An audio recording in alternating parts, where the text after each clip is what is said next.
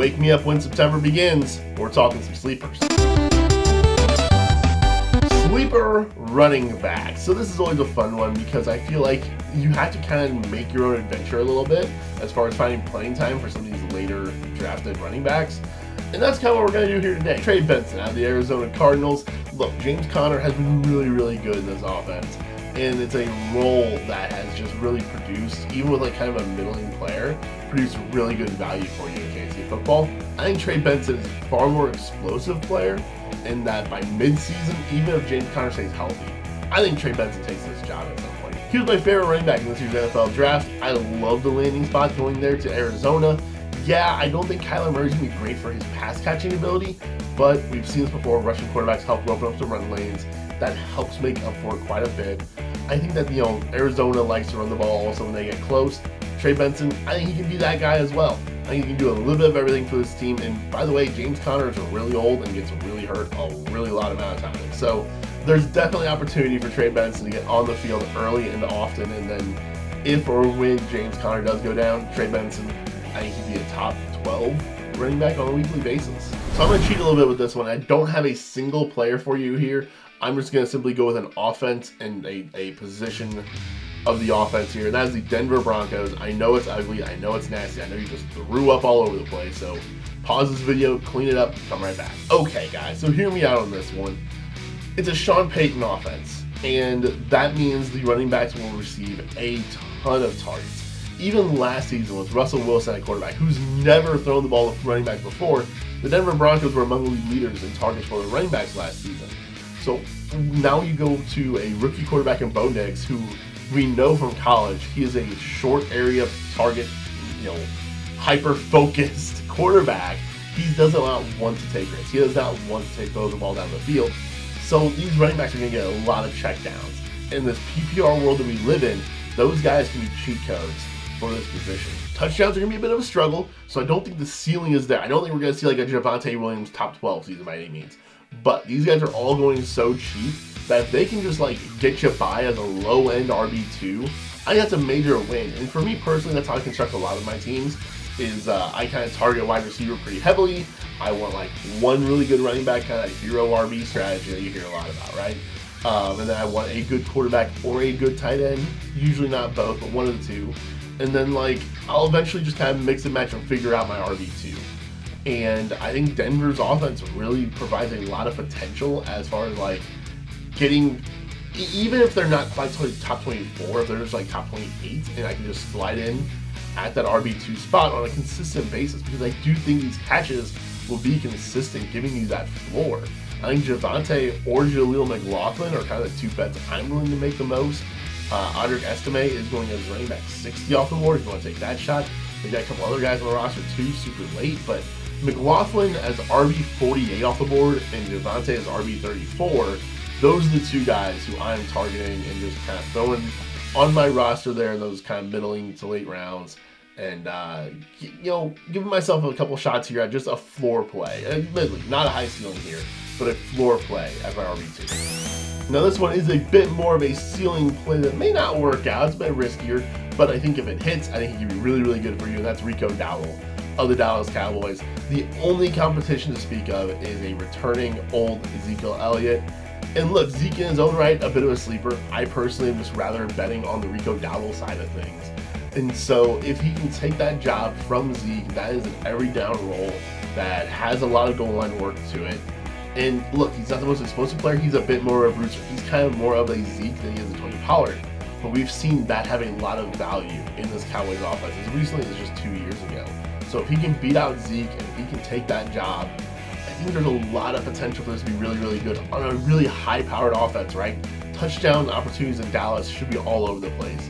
And if Rico can steal 8 to 10 of those, I think you're looking at a low-end RB2 for sure. All right, I'm cheating again. Here you go. You caught me.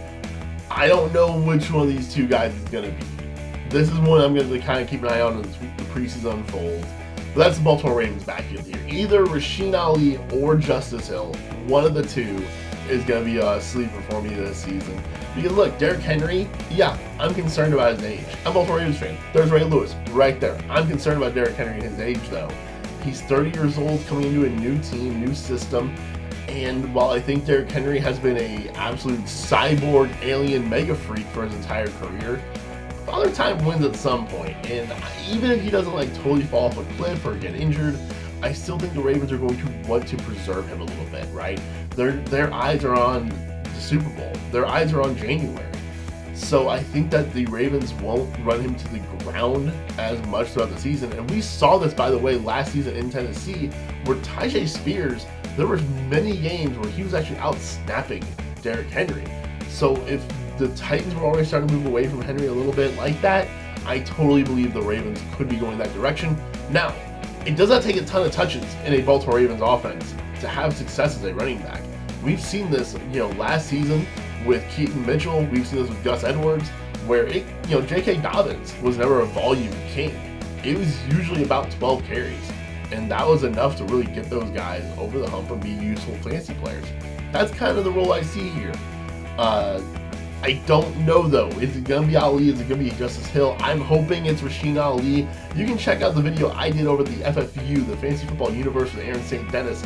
Me and him talking a little bit about this backfield and kind of how we see it shaking out. Guys, just a quick little update on the Ravens backfield. There have been reports coming out recently that Justice Hill has been kind of running as that too, so he probably is that running back that you want to target in the Ravens backfield between him and Rasheen Ali. Alright, so as I was putting this video together, I realized I may have gone a little bit too deep with all of my sleepers here, so I'm going to give you a quick little bonus sleeper here. And this is one that you're going to pay up a little bit more for in the middle rounds, but it's one that I see quite a bit of controversy about going either direction, so I think he qualifies as a sleeper because not everyone's a believer. That's Zamir White out of the Vegas Raiders.